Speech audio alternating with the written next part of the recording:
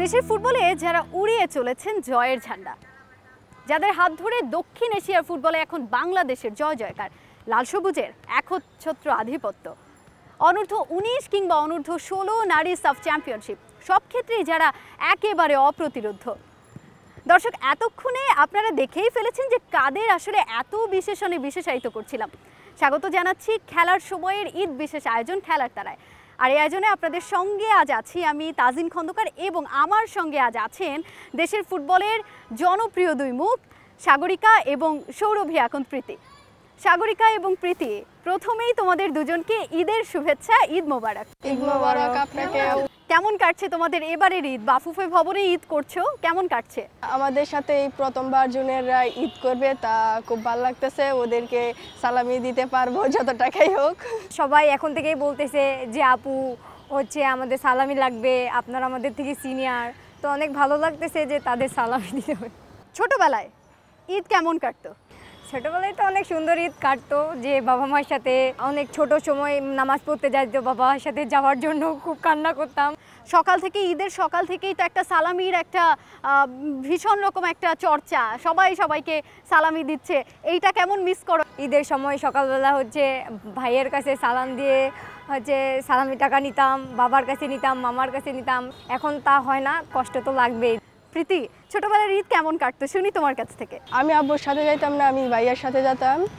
হচ্ছে ঈদের মাঠে আমার ভাইয়া, আমার বাবা, আমার মা প্রত্যেক ঈদেই সালামি দেয়। ছোটবেলায় তোমার স্মৃতিগুলো কেমন ছিল? ছোটবেলায় আমার চুল ছোট ছোট ছিল, বয় কাট ছিল, তো সবসময় তো আমি ছেলেদের সাথে ঘুরে বেড়াইতাম, আর হচ্ছে আমি প্যান্ট শার্ট ওইগুলাই পরতাম ঈদে। ধরো তুমি ফুটবল খেলছো, একেবারে শর্ট প্যান্ট পরে বা হচ্ছে জার্সি পরে, টি শার্ট পরে, কেউ কি কখনো ছেলে ভেবে ফেলতো কিনা পেছন থেকে, এরকম ঘটনা ঘটেছে? হ্যাঁ, ছেলে তো ভাবতো। আমার আব্বুরে বলতো কি খেলাম তোমার না এক ছেলে, তাইলে এই ছেলে কাটো, এই ছেলেও আমার। তারপরে এইটা নিয়ে কি কখনো দ্বন্দ্ব হতো কিনা যে মেয়েদেরকে ফুটবল খেলতে দেয়া যাবে না? আব্বু নামাজ পড়তে মসজিদে যাইতো, তো পাড়া প্রতিবেশীগুলা বলতো যে মেয়ে মানুষ কেন ফুটবল খেলতে দিচ্ছ, মেয়ে মানুষ তো পর্দায় থাকবে। ওরা আব্বু আয়সা বাসায় বোঝাইতো, আমারে বলতো যে তুমি লাইফে ভালো কিছু করো, যে যারা এই কথাগুলো বলতেছে তারাই একদিন তোমারে নিয়ে গর্ব করবে। সাগরিকা, তোমার ছোটবেলা জানতে চাইবো, ছোটবেলা কেমন ছিল? আমার ছোটোবেলা অনেক সুন্দর ছিল, যে এখন খুব মিস করি। আমার বন্ধু বান্ধব অনেক ছিল, সবাই একসাথে যাইতাম, মজা করতাম। আমাদের ওখানে একটা মানে পীর মাজার বলে, সেখানে আছে প্র্যাকটিস বাদ দিয়ে, সেখানে যদি খিচুড়ি বা কিছু দিত তাহলে দৌড়ে যাইতাম সেখানে খেতে, প্র্যাকটিস বাদ দিয়ে। পাশের বাড়ির পেয়ারা চুরি করে খাওয়া হয়েছে নাকি কখনো? আমাদের বাসা পেয়ারা গাছ আছে, কিন্তু নিজেরগুলো তো খাইতে মন চায় না, অন্যেরগুলো চুরি করে খায়। তুমি নাকি একেবারে ছোটবেলা থেকে কোনো শব্দ শুনলেই তুমি নাকি খুব সেটাকে এনজয় করতা, ফুটবল খেলতে তখনই ফুটবল খেলা দেখতে অনেক দূর দূরান্তে চলে যেতা, ঘটনাটা বলো তো একটু। ছোট থেকে গান বা কোনো মিউজিক শুনলেই আমার হচ্ছে এমনিতেই নাচ চলে আসে, মানে এমনিতেই আমি হাসি খুশি, আর সবসময় তো হাসি। প্রীতি, পেয়ারা চুরির কোনো ঘটনা আছে কি না বলো তো একটু। আম চুরির ঘটনা আছে আমার। হচ্ছে ওই লোকের কাছে 12টা আমই হয়েছিল, একটা ছড়া, আর কোনো আম হয় নাই। আমি এই যে ছড়াটা নিয়ে আসছি, তারপরে উনি বিচার দিচ্ছে আব্বুর কাছে কে আম নিস। পরে আব্বু বলতেছে তুমি যে গাছে থেকে আম নিছিলে না, পরের বছরে ওই গাছে আর কোনো আম হয় নাই। পরে বলতেছে চোরের হাত ভালো না। বিষয়টা কিন্তু খুবই মজার, যে চোর চুরি করেছে তার হাত ভালো না বিধায় পরের বছরের গাছে আমি হলো না। হ্যাঁ, আমি হলো না, এটা খুব ভালো লাগছিল। সাগরিকা, তুমি 6 বছর বয়সে কোথায় কোথায় যেন চলে যেতা, এবং পরে খুঁজে পাওয়া যেত তুমি ফুটবল খেলা দেখতে গিয়েছো। সেই 6 বছর বয়সে এত ছোট একটা বাচ্চা, সে ফুটবলের প্রতি কিভাবে এরকম ভালোবাসা? হচ্ছে প্রথমে তো আমি জানতাম না ফুটবল বিষয়ে, পাশে আন্টি আছে সিনিয়র, তো তারা ফুটবল খেলতে যাইতো। একদিন আন্টিরে যাই বলছি যে আন্টি আপনি কই যান, আমিও যাব। কয় কি আমরা এদিকে যাই ফুটবল খেলতে। ফুটবল কি? তখন কয় কি এদিকে ফুটবল খেলা হয় মেয়েদের, মেয়েরাও খেলে? কয় হ্যাঁ। তখন আন্টির হাত ধরে গেছি, যাই দেখতেছি অনেক মেয়ে খেলতেছে।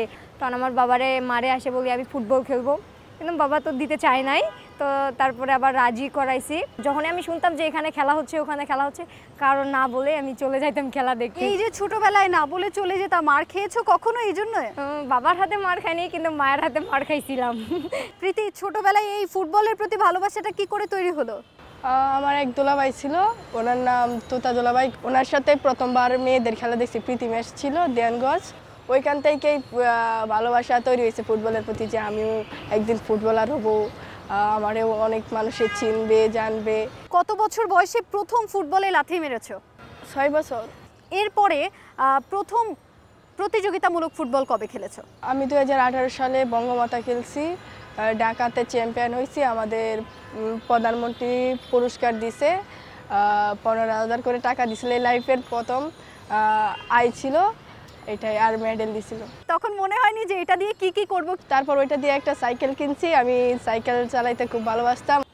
সাগরিকা, তোমার প্রথম ইনকাম কত ছিল? প্রথম ইনকাম ছিল আমার হচ্ছে 20,000 টাকা।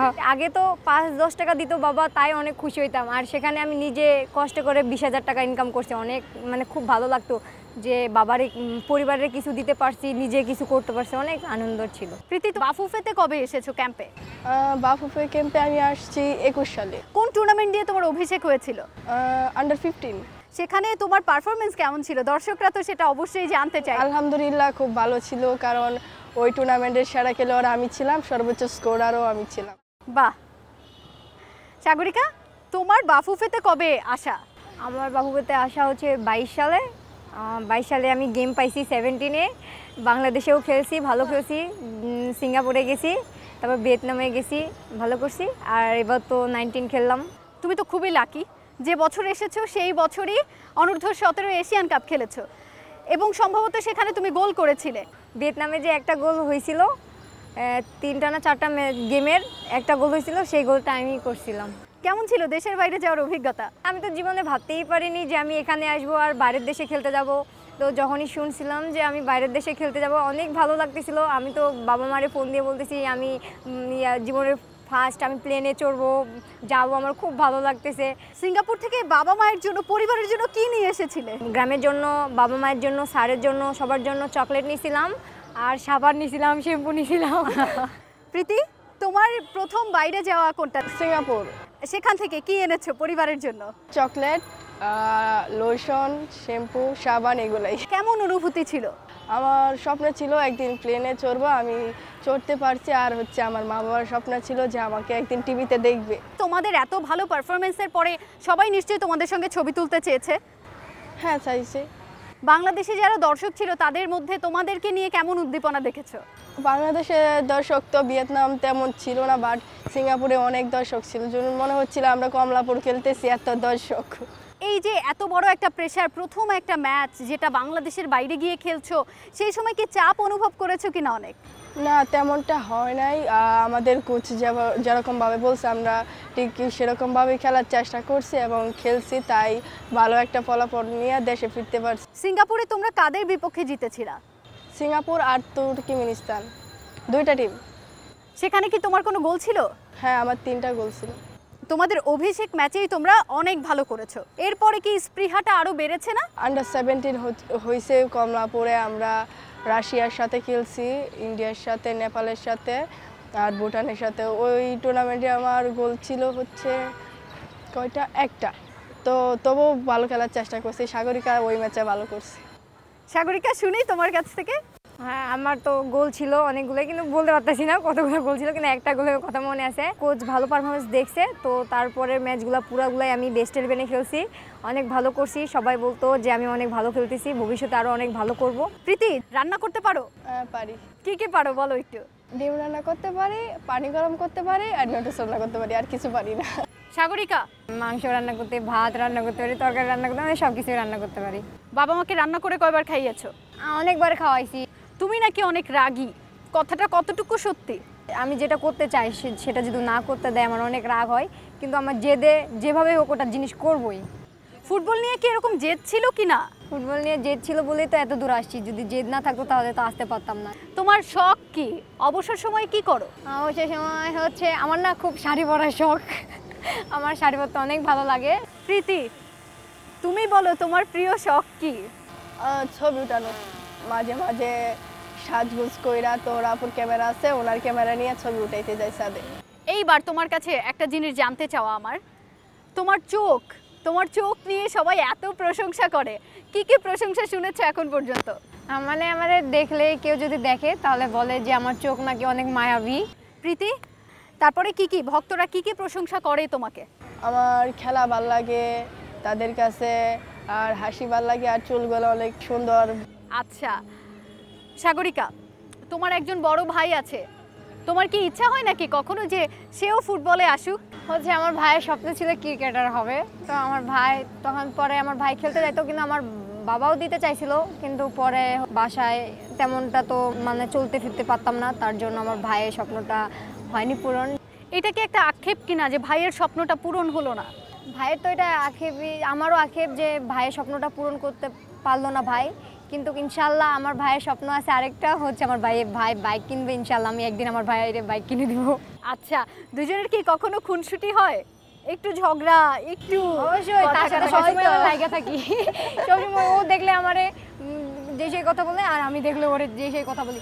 ও দেখলে আমারে দৌড়ে আসে, গলার চাপ মারে, আমি ওর সাথে শয়তানি করে, ও আমার সাথে শয়তানি করে। সাদে বেশি ঝগড়া হয় ওর সাথে, যখন আমরা সাদে ভলিবল খেলি, ভলিবল নিয়ে ও অন্য টিমে থাকে, আমি অন্য টিমে থাকি, বা আমার টিমে থাকলেই কি একটা মিস করলে পিঠে মাইরে দেই, কি করি সেই। এই যে খুনসুটিগুলো, এইগুলোকে কি মিস করো না যখন বাড়িতে যাও? বাসায় গেলে তো একা একা তেমন কেউ নাই, শুধু বিকালবেলা প্র্যাকটিসে যাই, আর এমনি তো সারাদিন এখানে তো সবার সাথে কথা বলি করি, এখানে যাই ওখানে যাই, মানে ভবনের মধ্যে। আর বাসায় গেলে তো হয় না, সবসময় রুমের মধ্যে একা একা থাকা লাগে, তার জন্য তখনই মনে পড়ে যে ওখানে যদি থাকতাম তাহলে আপুদের সাথে অনেক মজা করতাম। একটা মজার ঘটনা শুনতে চাই দুইজনের মুখ থেকে একসঙ্গে। ভিয়েতনাম আমাদের তো একই ফ্লোরে ছিলাম, আমরা ওর রুমে নক করে আরেকজনের রুমে ঢুকে যাই, ওর রুমে নক করে আরেকজনের রুমে এটা ঢুকে মজা যাই, ছিল। একসাথে ওর রুম খুলছে, আমি নক করতে গেছি, দুইজন মুখোমুখি হয়ে গেলাম। কই তুই সব রুম নক করিস না? আমি করি না, তো সাগরিকা করে। সবাই রুমে আছে আর আমরা ওদের রুম নক করে দিয়ে দৌড়, ও একদিক থেকে আসে, আমিও একদিক থেকে যাই, মানে ধাক্কা লাগে যাই। তারপর ও বলে যে তুই এটা ফাজলামি করছিস না, আমার ও বলে আমিও কইছি তুই এটা করিস না। আমার রুমে বেশি ডিস্টার্ব করছে, সাগরিকাটাই বেশি করছে। প্রীতি, প্রিয় গান কি? আছে অনেক গানই ভালো লাগে, আমার সবচেয়ে ভালো লাগে হিন্দি সিঙ্গার অরিজিৎ সিংকে। আমি শুনেছি প্রীতি নাকি গান করতে পারে, গুনগুন করে গান গায়। আমি কি একটা গান শুনতে পারি নাকি প্রীতির কাছ থেকে? ঠিক আছে, দুজন মিলে একটা গান শোনাবে আমাকে। ঘুমনাশাটাই, হ্যাঁ শুরু। ঘুমনাশা রাতে তুমি আমার কল্পনাতে, জোছনা মাখা চাঁদে তুমি আমার বন্দনাতে, ঘুমনাশা রাতে তুমি আমার কল্পনাতে, জোছনা মাখা চাঁদে তুমি আমার বন্দনাতে, এসে তুমি দাও দেখা, এভাবে কি যাই তাকা, আছি আমি কাছাকাছি তোমার অপেক্ষাতে। আর পারি না। তোমাদের জন্য একটা হাততালি। খুবই সুন্দর করে দুইজন কি মিলিয়ে গেয়েছো। হঠাৎ করে গাইতে বললে কিন্তু সবাই এভাবে সুন্দর করে গাইতে পারে না। দুইজনের নাম নিয়েই আগে সাগরিকার কাছে যেতে চাই। সাগরিকা, এই সাগরিকা নামটা নিয়ে কিন্তু অনেক গান আছে বাংলা চলচ্চিত্রে, বাংলা সিনেমায়। একটা গান তো তুমি নিশ্চয়ই জানো, আমি সেটা জানি, সেই গানটা আমি তোমার কাছ থেকে শুনতে চাই। আমি পুরোটাই পারি না, একটু পারি, একটুই শুনতে চাই। সাগরিকা বেঁচে আছি তোমারই ভালোবাসা। বাহ বাহ বাহ, সাগরিকা নিজের গান নিজেই গাইতে পারে। তোমার নাম তো আমি প্রীতি ডাকছি, কিন্তু তোমার একটা নাম আছে যে নামটা হচ্ছে সৌরভী এখন প্রীতি, কিন্তু সেটা এখন কি করে যেন সুরভি হয়ে গেল, কি করে হলো? আপনারা ডাকছেন তাই তো। এবার একটু জানতে চাই, সামনের দিনে এই ফুটবলটাকে নিয়ে কত দূর যেতে চাও? দুজনের কাছে এইটা আমার জানতে চাওয়া। আমার তো স্বপ্নই ফুটবল, তো আমার খুব মানে এখন তো ভালো করছি, আর ভবিষ্যতে আরও ভালো করতে চাই। যেমন সাবিনা আপু, সানজিদা আপু বাইরের দেশে খেলতে যায়, ওনারাও ভালো করতেছে, তো আমরাও তাদের মতো প্লেয়ার হতে চাই আর ওনাদের মতো খেলতে চাই। প্রীতি, স্বপ্ন হচ্ছে ফুটবল দিয়ে ক্যারিয়ারে ভালো কিছু করব, সাবিনাপুর মতো সিনিয়র টিমে খেলবো। প্রীতি, এই যে আন্ডার-19 খেলে আসলা, তারপরে আন্ডার-16 খেললা, 16-এ তো একেবারে শিরোপা জয় করে বাংলাদেশে ফিরেছো, সেখানে তুমি গোলও করেছো, বড় একটা অর্জন। এই অর্জনের পরে সামনের দিনে কি কনফিডেন্সটা আরও বেড়ে গেল কি না যে আরও ভালো করতে পারবা? যেহেতু এখন আমি সর্বোচ্চ সারা খেলোয়াড়ের পুরস্কার পাইছি, আবার 15 খেলার সময় দুইটাই পাইছি, আর কনফিডেন্স আছে যে সামনে আরও খেলা হলে ভালো কিছু করব, যেন দুইটাই আনতে পারি। একটা কুইজ করব তোমাদের সঙ্গে। কুইজটা হচ্ছে, দুজনকে আমি প্রশ্ন করব, দুজনের আমাকে আনসার করবার, যে আগে আনসার করতে পারো। প্রিয় খেলোয়াড়কে?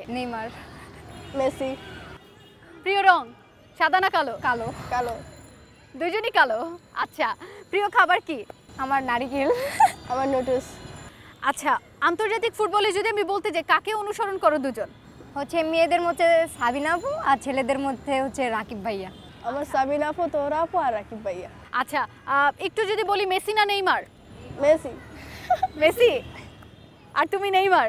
একেবারে দুজন দেখি দুই মেরুর বাসিন্দা। ঝগড়া হয়তো? ঝগড়া হয়? হ্যাঁ, খেলার সময় খুব ওয়ার্ল্ড কাপের সময় তো তোমরা নিশ্চয়ই বাফুফের হ্যাঁ। ক্যাম্পে ছিলা, তখন কি ঝগড়া মারামারি হয়েছে কিনা? ঝগড়া হয়েছে, মারামারি তো করা যাবে না। আচ্ছা, আমরা প্রত্যাশা করব তোমরা সামনের দিনে আরও অনেক ভালো কিছু করো, ফুটবলটাকে নিয়ে অনেক দূর এগিয়ে যাও, এই স্বপ্ন তোমাদের পূরণ হোক, এটাই আমাদের প্রত্যাশা থাকবে। প্রীতি এবং সাগরিকা দুজনকে অসংখ্য ধন্যবাদ আমাদের এই ঈদ আড্ডাটাকে অনেক বেশি প্রাণবন্ত করার জন্য। আপনাকেও ধন্যবাদ যে আমাদের সাথে এত সুন্দর সময় কাটানোর জন্য, আমাদের সাথে আর ঈদ থাকার জন্য। মোবারক। ঈদ মোবারক। দর্শক, আপনারা দেখছিলেন খেলার সময় ঈদ বিশেষ আয়োজন খেলার তারা। আমাদের সঙ্গে ছিল দেশের ফুটবলের জনপ্রিয় দুই মুখ সাগরিকা এবং প্রীতি। আজকের আয়োজন এ পর্যন্তই। ভালো থাকুন আর সঙ্গে থাকুন সময়।